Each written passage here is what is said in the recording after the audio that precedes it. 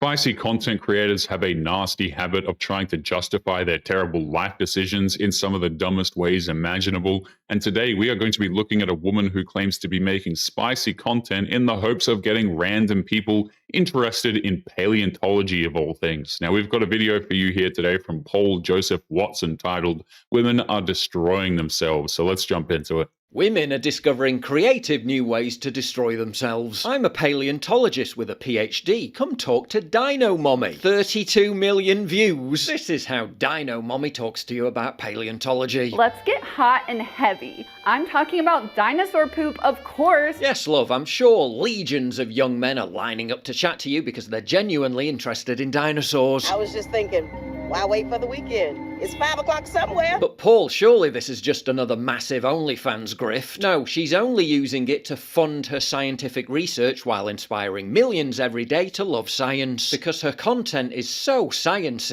There are countless ways to get young people interested in science. Bill Nye the Science Guy comes to mind, but of all the things to get people interested, none of them involve a woman who degrades herself by defacing dinosaur fossils at a public museum.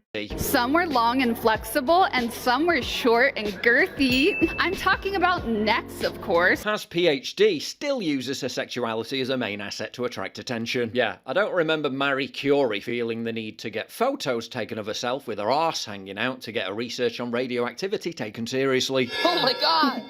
Hi. Oh my god, is it Dino Mommy? Yeah, I'm a real-life paleontologist with a PhD. It's insane how there are countless women out there with reputable degrees in science, law, and other useful fields, but they throw them all away to sell their bodies online for some quick cash. I've always found that insane. Wasn't the whole point of post-Me Too feminism to drive home how women shouldn't be treated as sexual objects? Every man wants to talk to a woman about dinosaurs, am I right? Well, lucky for you, I'm Dino Mommy PhD, a real-life paleontologist, and today I'm going to be telling you about the horniest predator ever. Her entire narrative is that she's only using her sexuality to get people interested in paleontology, when literally the opposite is true. Unless you really believe she wants you to research T-Rex bone density and not just stare at her thick thighs. I mean, come on. There is no way that you're going to be able to use spicy content to get dudes interested in paleontology. It's not like guys are going to log onto her OF page and then immediately switch over to Wikipedia to look up interesting facts about velociraptors. It doesn't work that way. The whole "I'm a sassy, smart academic" is clearly just a marketing ploy thirst trap to get OnlyFans subs. Name another girl who's a paleontologist with a PhD and has an OF. The very existence of the PhD itself still very much being open to question, as is her level of attractiveness. It's not surprising if she doesn't even have a PhD. It's not like it really matters anyway. Modern women have been getting so many post-grad degrees that the things are virtually worthless at this point, but it is rather disgraceful to claim that you have one when you don't even have one to begin with. Boyfriend, well, he's also exactly what you would expect. Good boy. Who's Dino Mommy's good boy? How is she using her sexuality in this picture like women literally just existing is a sexual thing? Mate, do I need to point it out? Oh my gosh! But for her supporters, Dino Mommy represents more than a gimmick. She's a symbol of women reclaiming space in both science and social media. Ah yes, the age-old sexist discrimination of women not getting enough attention on social media. Did someone say dino fact? But who am I to question the moral foundation of her goals? After all, isn't it perfectly healthy and normal to wish that more fathers would encourage their daughters to not be ashamed of their bodies and sexuality? What? She has a simp boyfriend that she openly humiliates. She openly mocks fathers for not encouraging their daughters to start up OF pages, and the list goes on. She's not exactly the type of woman that we would call empowering. Isn't it perfectly healthy and normal to encourage impressionable young women to ask, what is bad about being a whore? Isn't she living proof that women can be anything they want to be? Well, you're a highly educated woman in an elite field of science, yet still feel the need to act like this. I'm a real-life paleontologist. Doesn't that kind of totally disprove your point? Call me cynical, but I don't think Dino Mommy really gives a shit about getting people into paleontology.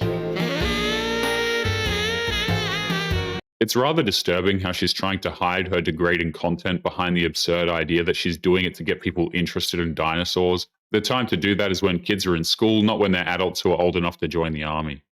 And the inevitable absent parents law probably explains the clamour for attention. But her entire endeavour is seemingly based around getting Kuma-brained simps to empty their bank accounts for her OnlyFans. And I'm pretty sure, especially given her recent exposure, she's earning significantly more from OnlyFans than the average paleontology gig, which pays around 73k a year. Of course, just like Bonnie Blue and Lily Phillips, the inevitable consequence of her virality will be to encourage an army of young women to start their own OnlyFans accounts. Thanks, Dino Mommy.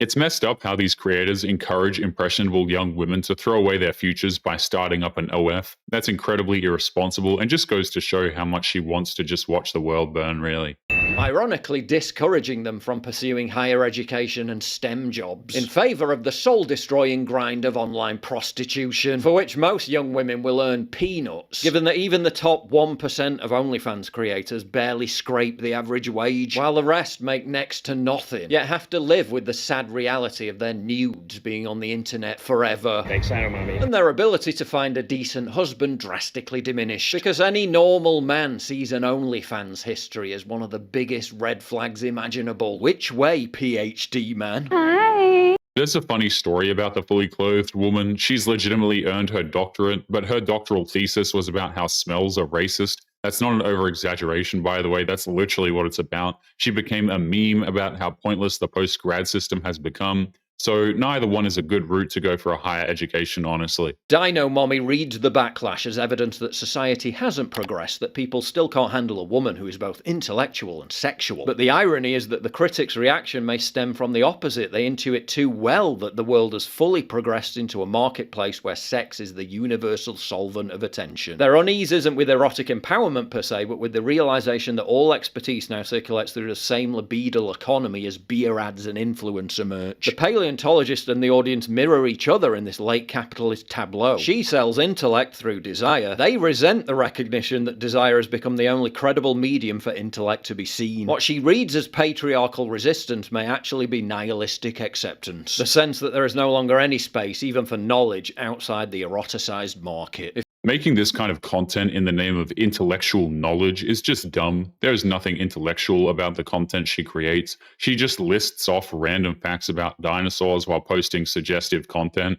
That's not educational in the slightest. If only there were a cautionary tale as to what happens to women who prioritize girl boss feminist careerism and hedonistic promiscuity over finding a husband before they hit the wall and starting a family. Meet Kate Mulvaney. In her younger days, she embarked on a cavalcade of one-night stands, embraced feminism and refused to settle down and start a family because she wanted to focus on her career in journalism, thought the best way to attract a partner was to intellectually bully and hector men. That's a big problem with a lot of modern women. They use their education as some kind of a weapon, as if it somehow makes them better than the men around them. But going to college doesn't make you smarter. It just means that you've paid money to go to an indoctrination camp, nothing more. After hitting 50, still refused to settle down and started pursuing younger men nearly half her age. Whined about how kids should be banned from flights and restaurants because they're so annoying, but then in recent years began to wonder where all the manly men have gone. Became friendless and lonely because all her friends had kids and she couldn't join in on their social activities. Regrets belittling men because she's ended up alone. Super lonely to the point of suffering skin hunger. Now says not having children is not only my biggest regret, it has broken me. Women have been warned about this for generations. If you live a life like this, it's just a one-way ticket to pure misery, and they don't realize it until they're almost senior citizens. It's always too little too late for women like this. And that, like so many women of my generation, feminism has ruined my love life. Instead of empowering us, those ideals of the second-wave feminists made us believe marriage and domesticity were to be avoided like the plague, and that men were competition rather than partners. Now her dream of being married with 2 wonderful children and living in a house in the countryside is dead. Many such cases, 20th century feminism betrayed women.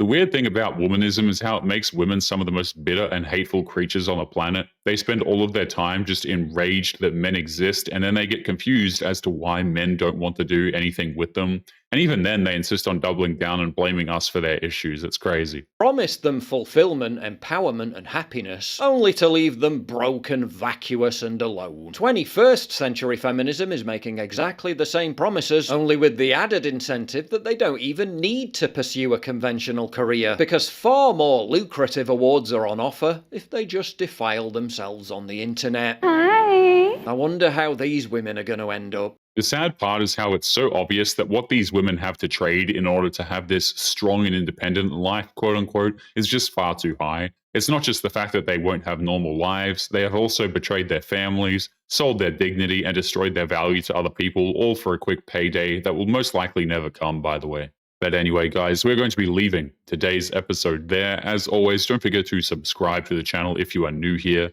Drop a comment, and I will see you all in the next one. Make sure you take care of yourselves. Peace.